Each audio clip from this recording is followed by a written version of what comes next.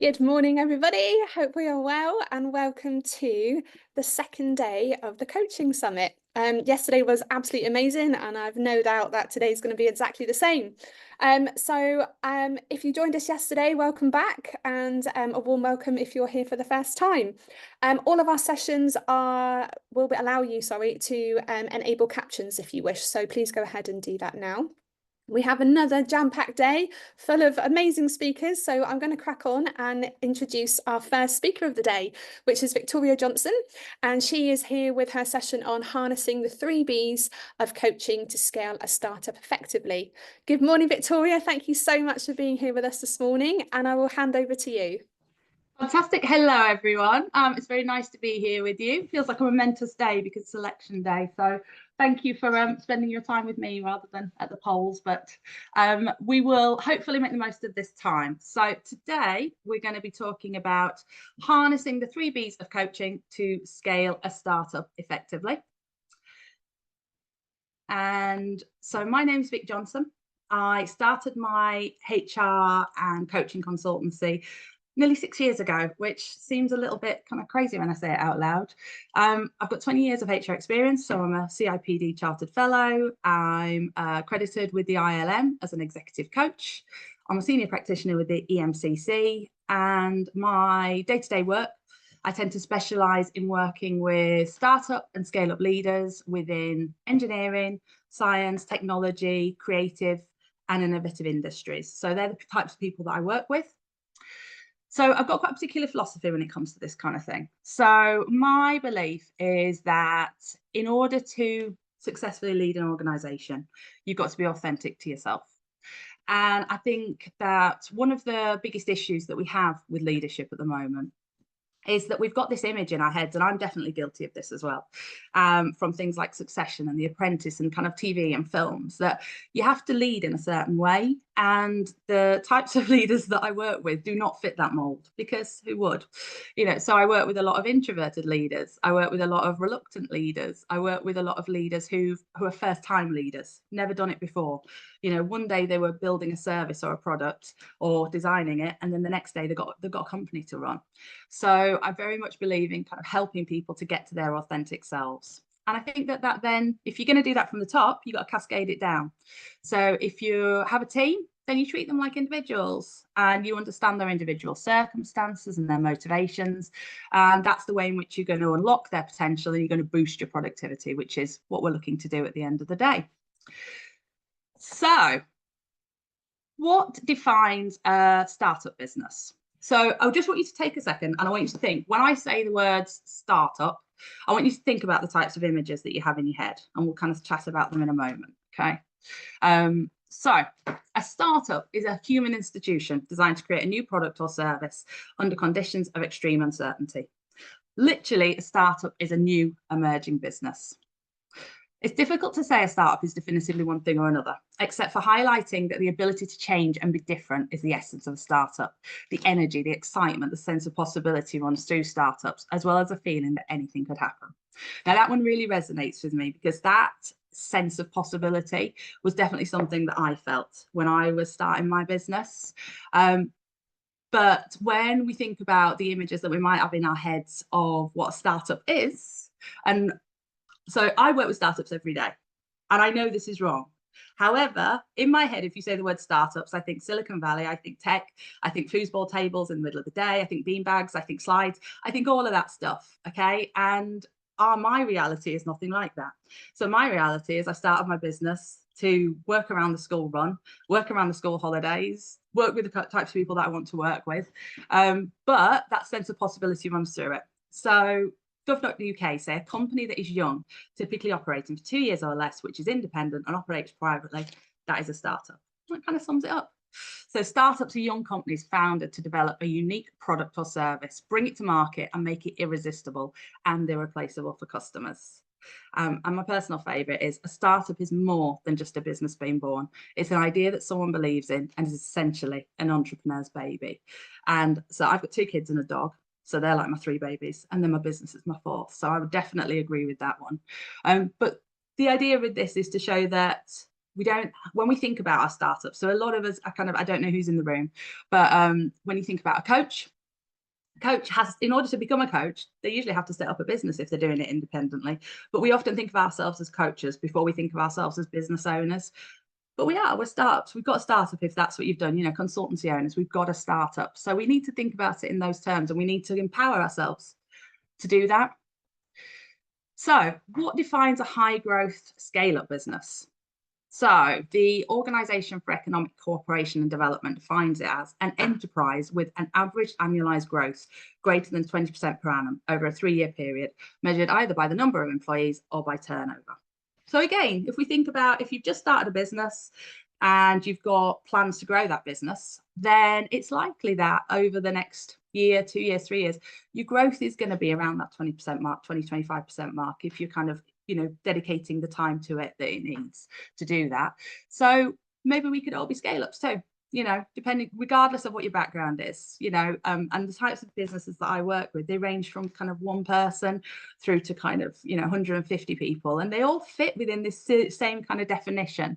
So it's just thinking about our own mindset when it comes to this kind of thing. So it'd be interesting to know who's in the room. I've seen you all popping in. If you have a business, what stage would you say your business is in? So drop it into the chat for me. So would you say that you are a startup? Are you just starting off? Are you thinking about how you are going to grow? Would you say that you're in that growth scale up phase where you're thinking about you're kind of still figuring things out, but you're kind of growing? Are you in that maturity phase where things you can ebb and flow with the you've got that stability there and that consistency there to ebb and flow through the trials that are a business? Or maybe you're at the other side and you're thinking about exiting and you think about your exit strategy, or you might be starting again, you might be thinking about new products. So let me know where you are. It would be good to see. So we've got a lot of people here who are in the startup phase. Amazing. I'm very, very excited for you. People who are in the growth, scale up phase, pre-startup. Yeah, I do a lot of work with pre-startups as well, and that's a very exciting phase. Yeah, still pregnant, the baby. Yeah, I was there. I started my business when my baby was quite small, and he's now a raging 6-year-old. So I'm definitely there. Amazing. Fantastic. So we've got a bit of a mix, haven't we, in the room? But that's really exciting. So hopefully you can take some snippets from this. So what we're going to focus on today is we're going to think about 3 themes. And the reason that I have chosen these 3 themes is that they come up regularly when I'm working with people. So people will come with a range of inquiries to the types of work that I do. But when we start digging deep, these are the themes that tend to arise. These are the things that most people struggle with when they're thinking about their business and their scaling of that business. So I thought we'd kind of pull those apart a little bit and think about how we can harness those things to help us to move forward and not let them get in our way. So we'll start by thinking about beliefs. So for the purposes of definition, so we're going to think about beliefs as assumptions. So they're assumptions that we make about ourselves and the world around us. And the beliefs can either be empowering or they can be self-limiting. So it might be, I've got all the skills I need to run my business. The world needs this product, or service. I have a lot to offer, so therefore I'm going to set up my own business. So all those really empowering things that generally make us start a business in the first place. Or they can be self-limiting. So I'm too disorganized to run my business. Who would want to buy anything from me? Who would want to work with me? Kind of what have I got to give that other people haven't? Kind of all of those things that just flood us when we're trying to move forward. And what we tend to find is that many of our beliefs are either rooted in childhood experiences or previous roles. We can carry a lot of baggage from previous roles that we've had. But the important thing to remember is that they can change over time. So you think about something like Father Christmas, you think about Tooth Fairy. So people can choose to adapt those beliefs as they grow. And the same as self-limiting beliefs. We can, once we identify them and look at them, then we can decide whether we're going to take them forward or not. So how can you harness your beliefs to scale your startup? So have a think about kind of in terms of the scaling side of things. So scaling is going to become much more achievable when you identify your self-limiting beliefs, because then you can remove those invisible barriers to your business goals, because often they're the things that can act as invisible barriers and stop us from achieving what we want to achieve. So it's much easier to change any unwanted beliefs once we know what they are. So once you understand your beliefs, you understand the impact on your goals, then you can build a plan. And without those self-limiting beliefs holding you back, you can strive for goals that are going to propel you forward. So you can strive for those kind of audacious goals that are going to really unlock your potential without those invisible barriers restraining you. So, quick poll. Which of these sentiments resonate with you when you think about starting or growing your business? So I'm not good enough. I'm too old, too young. I don't have enough time. Change is too hard. I'm not smart, creative, talented, or knowledgeable enough. And if it's something else, drop it into the chat. One of the things that I thought was interesting when I reflected on this yesterday was I haven't included an option there for I don't have any self-limiting beliefs holding me back. And that's obviously my own biases. Because my self-limiting beliefs are obviously quite strong and are holding me back. So if that is the case, that's an absolutely valid answer and a really positive answer. So please do share that with us as well.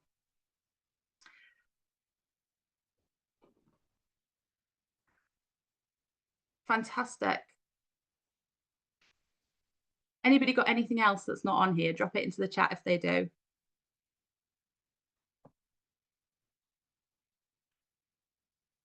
Nice. Strength of belief in yourself. Absolutely. I don't have enough money. Absolutely. These are all those beliefs. Language barrier, a little bit of all of the above. Absolutely. You know, I'm saying absolutely, but I'm just speaking from my own perspective. And I think the reason that I wanted to do this was to say that we've all got them, and we know that we've all got them, but sometimes you need it in black and white to say that all of these thoughts are there with all of us. So I thought, you know, it's nice in a way to see that we're all struggling with these things, and it's a real these are things that come up time and time again when I'm working with clients, these kind of self-limiting beliefs that, you know, until we've identified, they can be really difficult to shake.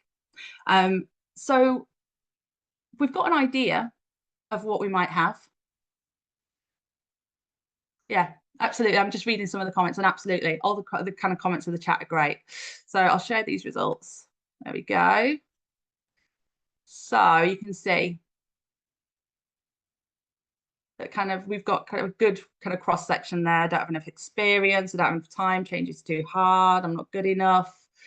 No one will listen to me, what I have to say. People will laugh at me. You know, these things are they're common self-limiting beliefs that we have. But what do we do with it? We know that we've got these things there, but what do we do with it? So what I tend to do when I'm working with clients is I will ask them to do a little bit of self-reflection. So when we are talking about self-limiting beliefs, we'll think about them in relation to their goals. So what do they want to achieve? So if we say for the purpose of this that we're going to have a goal that we want to scale, so we're going to try and grow our business revenue by 25% because we want to be in that scale up category. So over the next 12 months, I'm going to grow my business revenue by 25%. So is that a well-formed goal? So is it within my control? If you're a business leader or a founder, then it's likely that most of it is within your control. If it's not, think about what would be in order to reword it. Is it achievable? Well, the definition was that that's a scale up, which makes me think other scale ups have achieved that. So therefore, it sounds like it could be achievable, depending on my circumstances. Do you have all the resources you need to achieve your goal? So this isn't just money and equipment. It's, do you have the knowledge, the skills, the capacity, the capability, you know, all of those things that we need as resources. And another thing that I generally get people to think about as well is consequences. You know, there are always going to be consequences to our actions. So are people comfortable with the consequences of putting extra effort into that scale? So once you've got an idea of your goal, then sit with a blank piece of paper and just think about all of those intrusive thoughts that come in when you think about that goal. So all of the things that we've just thought about in the poll, and try to separate them out. So you've got them on a piece of paper now. Try to separate them out. So are they related to a lack of knowledge? Are they related to a lack of skills, experience, capacity, capability, mindset, or something else? So that we can think about what we can do about those things if we choose to do something about them. And then think about what is the top negative belief that's holding you back, and in relation to that goal. Then try and think about, where did that belief come from? Was it from a previous company? I worked with a particular manager and they always said that I did this, and therefore maybe I'm carrying that with me. But think about whether that belief is still true. Because if we've got to the point where we're starting a business or having the confidence to think about starting a business, then most likely we've got evidence in our past to show that we can do that. You know, we're likely to have the evidence there. We're likely to have the skills. We're likely to have the knowledge. So is that self-limiting belief still kind of true? And then think about what it's costing you on a daily basis. So if you hold on to that self-limiting belief, what's going to happen in relation to those goals? And then on the flip side of that, how would your life be different if you didn't believe it? So I always think about this in terms of niggles. So when I work with clients, I get them to think about what their niggles are. And for me, a niggle is something that causes you to react. So it might cause your stomach to drop, or your jaw to clench, or your head to pound, or you to kind of, you know, you just something that kind of gets under your skin. So what would life be like if you didn't have that niggle? If you weren't kept awake at night by it, woken up in the morning by it, if you didn't carry it around, and visualize what that would be like. And then think about what an opposite belief or beliefs might be to that niggle. So if your kind of main self-limiting belief was, I'm just not good enough to do this, think about, well, what's an opposite belief to that? And an opposite belief might be, I can start a business because I have all the skills, experience, and knowledge that I need. Well, what evidence do you have to support that? And it's likely then that you'll be able to draw on things from your past and kind of hold that very kind of clearly in your mind as you're going forward. And hopefully by doing that and identifying that self-limiting belief, it's not going to change overnight, but you'll probably be more noticeable when it does crop up, when it kind of causes you to clench your jaw, tighten your stomach, kind of, you know, however you act when that self-limiting belief kind of sets in, you might likely to notice it, and then you can kind of start to put things in place to help you to overcome that. So just something to reflect on as we're going through. So how would your goals benefit from removing your self-belief, or your self-limiting beliefs? So how would your goals benefit? So what would you be able to move forward with if you weren't carrying those self-limiting beliefs around? So that visualization piece. So let's reflect on that as we're going along. So next, we're going to think about balance. So we hear about balance a lot, and we hear about it in the context of flexibility. So work-life balance often comes up, especially when you're talking to kind of founders and leaders. But from my perspective, I more often see balance relating to creating a balance of personal working preferences. So when I work with people, they're often being put in situations that they aren't necessarily naturally comfortable with. So it might be that you've got somebody who is very technical, and we can and they're in a very kind of technical role, and then they are put into a position where they're expected to lead a business, do all of the things that come there, and they don't have that time to reflect in order to create the space that they need for thinking, innovating, and adapting. So that can cause some tension. And to use a kind of case study, so I was working with Jamie Genevieve, and she's founder of Vive, and she's Chief Creative Officer. And Vive is a makeup brand, and Jamie is really passionate about the makeup that she creates. She didn't go into a business to run a business. She went into a business to create a product for people that she knew they were going to love. But now she runs a business. She's founder of a business. And so we spent a lot of time kind of talking about the idea that kept coming up, which was quiet time. She was struggling with the fact that she couldn't innovate as well as she wanted to do because she didn't have that quiet time in which to do it. She's a naturally reflective person, needs the quiet time there. So one of the solutions that we came up with was for her to look at her diary and think about how she could reschedule her kind of weeks in order to give herself that time. So she would do Zoom meetings at the start of the week in order then to give her creative headspace for the rest of the week. And she created a creative environment where she could do that. And it just helped her then to be able to give the business what they need, which was her amazing, innovative kind of flair and creativity, whilst also getting the other things that they needed out of her, the decision making. So it was about kind of finding that balance. So how can you harness your balance to scale your startup? So scaling your business becomes much more achievable when you balance your needs as well as the needs of the business, as your full energy can go into making the business a success.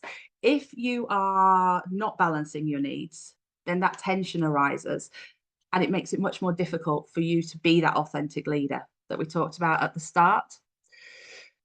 So, quick poll. What do you think would give you greater balance? Oh, Emily, if you think about the reflection points and then at the end, we'll kind of have a bit of a chat about the action plan. So yeah, if you want to do that.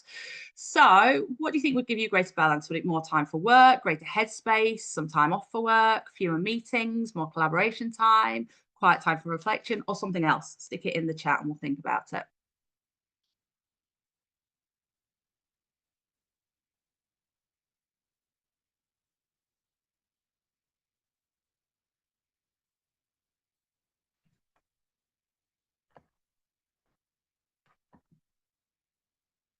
So we've got people, so greater headspace for work is a big one, quiet time for reflection, time to exercise, absolutely. Kind of prioritizing your well-being is really important.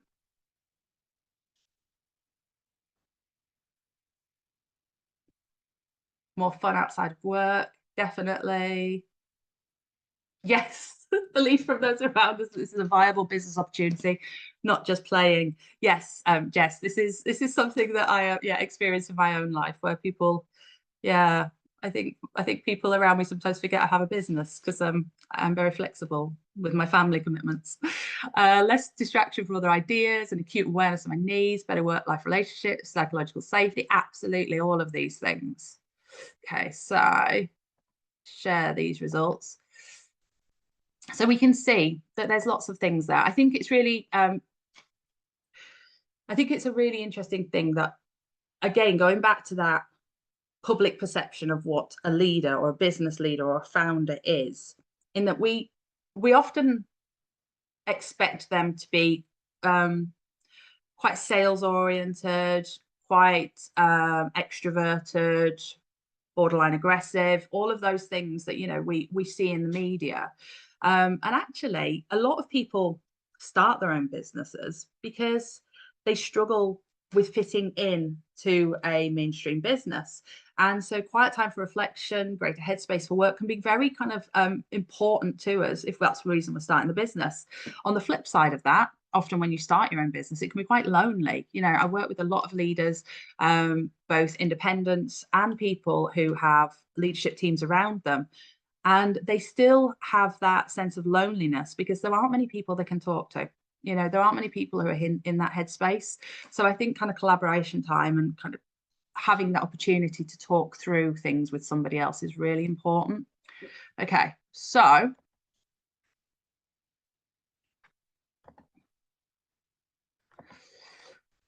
what do we do with that? Yeah, absolutely, Jenny. Yeah, so loneliness is a big thing that comes up quite regularly. Yeah. So what can we do about it? So how can we harness our balance needs? So generally I ask people to start thinking about, well, what are their needs? Which is what we've just done. We've thought about, well, what do we need? What gets the best out of us? And are those things being met? Okay, they're not going to be met 100% of the time. There's going to be an element of compromise, which we'll talk about later.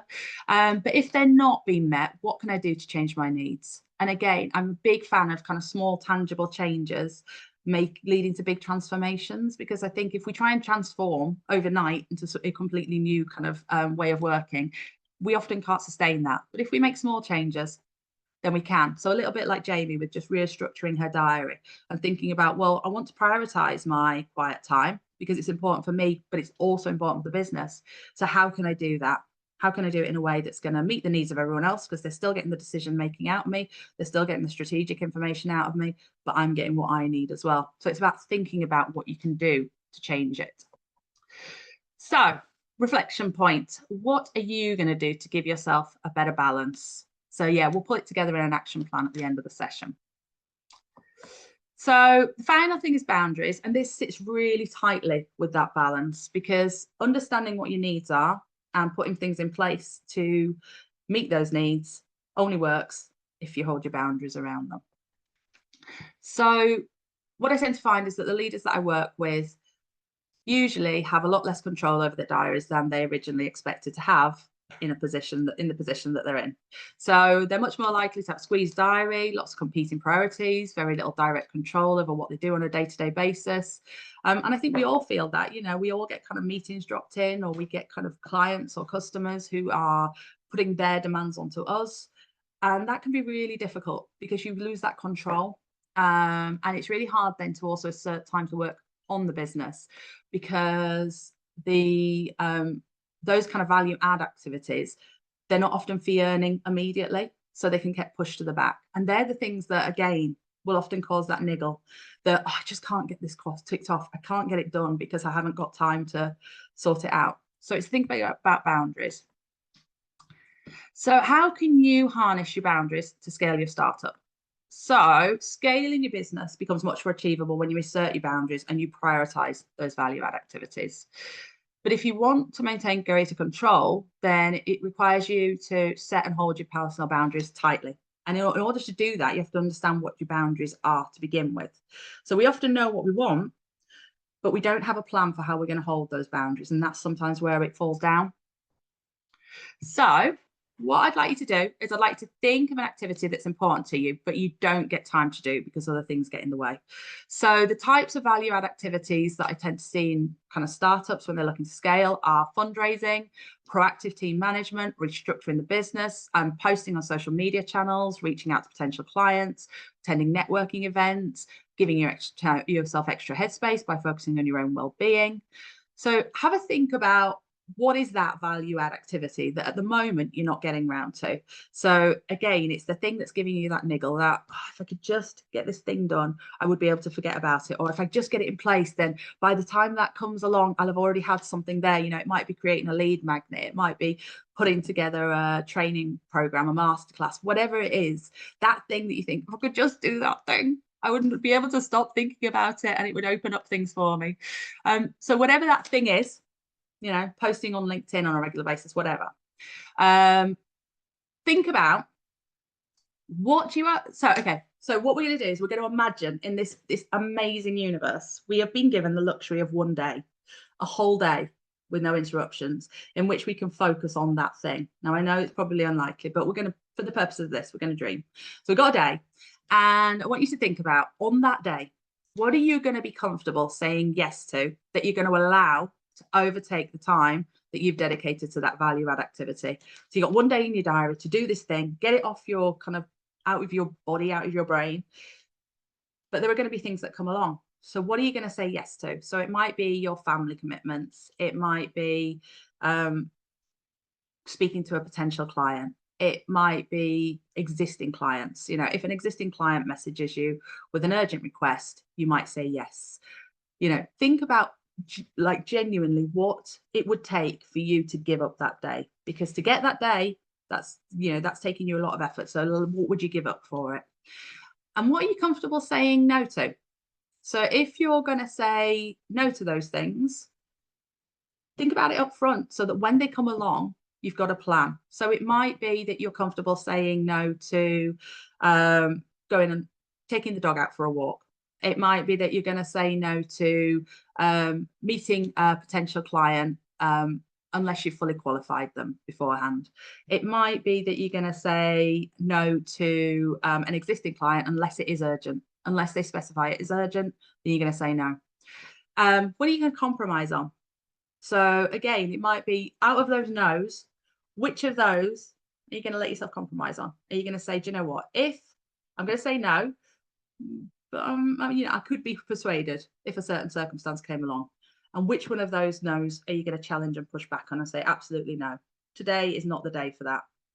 So think about those things, and then think about how you're going to feel at the end of that day if you've held your boundaries and got that thing done, or moved it on to the point you wanted to move it on to. So visualize that feeling. So, you've no longer got that tight jaw. You've no longer got that kind of that stomach ache. You've no longer got those sleepless nights, those early starts, thinking about all of these things. So how is that feeling gonna, how is that going to feel for you? Because that's the thing you need to focus on. That feeling is the thing that's going to drive you forward and going to make you assert your boundaries, because you need to keep coming back to that feeling. Every time somebody comes to you and says, oh, can you just give me a quick chat on that day? I just need to run something by you. You need to go back to that feeling and think, okay, do I need to have this conversation today? Could it be another day? So what is the main value add activity that you're going to reassert your boundaries around? So think about the types of things, the thing that's the most pressing at the moment that's driving you mad. What is it that you're going to kind of start to assert your boundaries around a little bit tighter? Marketing, yes, Heather. It's always marketing. I'm sharing that. That is always my problem too. That is my value add activity that always gets not asserted. So let's have a think about pulling all this together. So we've thought about what our beliefs might be. We've thought about how our goals could be moved forward if we didn't have those self-limiting beliefs there. We've thought about the balance that we need in order to get the best out of ourselves, to really unlock our potential and make sure that our business goals are achieved and that we can push the business forward, because we're not kind of trying to put our energy into something that isn't working for us. And we've thought about our boundaries and how we're going to use those to hold our balance and make sure that we've got the type of work environment that we need. So what are you going to start, stop and continue today? So what are the things that you're going to take from this and what are you going to put in place? And also think about how much focus and energy you're going to give it. What might prevent you from achieving this and how you're going to hold yourself to account. So drop into the chat if there's anything that kind of has come up for you today. Yes to family activities, no to extra work commitments. Yes. Yeah, that tends to be how, so that I had this exact situation yesterday where I was, I said to myself, I'm going to hold the day to kind of work on stuff for the coaching summit. And then the school messaged and said, hold on a minute, we're not going to do after school clubs today. And I was like, no, you're really not going to do that? And so that, in terms of my boundaries, that was one of my things that I had to say yes to. Otherwise I'd have had a child crying at the school gates waiting for me. But these are the things that they come up. And so I knew from the start that would be something. Prioritizing. What are we prioritizing? It'd be interesting to know what is it that you're planning to prioritize. Anything else? So what are you going to start, stop and continue? Drop it into the chat if you've got anything. Your needs, yeah, that's a good one. More LinkedIn activation, yeah. Those the LinkedIn algorithm gods, they are they need a lot of feeding. Networking, yeah, that's a really good one. And it's one of those ones that I think we've all dropped out of prioritization post-COVID, but it's one of those things that you forget. Yeah, networking and posting on media, absolutely. Again, it tends to be those types of activities that you have to do on a regular basis. And it's the momentum, isn't it? So again, it's one of those things that when I'm working with people, we have to often put in a plan for how they're going to do that, rather than just kind of, oh, okay, I'll do a couple of posts next week. But it's like, okay, so what posts are you going to do and how are you going to make sure that you're going to do those posts? And more often than not, when it comes to marketing, networking, social media posts, it's the self-limiting beliefs aspect of it that comes up for most people. So it's about kind of what is stopping you from doing it, because often we're not doing it because we can't do it or we don't have the time to do it. Often we're not doing it because it's uncomfortable for us. So thinking about those self-limiting beliefs. Radio interviews, yeah, framing around what you're comfortable with. Excellent. Okay, fantastic. So I'll keep an eye on the chat, but that's the end of my session today. Thank you so much for coming along. Thank you for participating. If you would like to keep in touch, then please do. You can link with me on LinkedIn. So my personal LinkedIn is there, as is my company page. And I'll drop into the chat if you would like to sign up for my newsletter. So that's in the chat. And there's a QR code there if you want to do that. It's a monthly newsletter and it covers people and culture and coaching. I give kind of lots of freebies away and kind of things like that. And there's also going to be the recording of the session on there too. Fabulous. Thank you all so much. Enjoy the rest of your day. And yes, thank you for joining me on this election day and first session of the day as well. So nice early start. Thank you all. Oh, thanks so much, Vic. That's amazing. And again, fabulous comments in the chat there as well, which is so great to see. So many takeaways from this session today for sure. Thanks so much everybody for joining us. It's been a wonderful start to the day. Just a quick one from us. If you are interested in our Q&As, which are happening tomorrow, Friday the 5th of July, we have one at 9:30 with Zoe about training to be a coach, and then we have one at 12:30 with Joe about our CPD courses and motions coaching practitioner training and our foundations of group and team coaching. The details of the Zoom links are in the emails that you would have received when you signed up for registering. So thank you all so much again, and it was lovely to see you all. Have a great rest of your day. Thanks. Bye.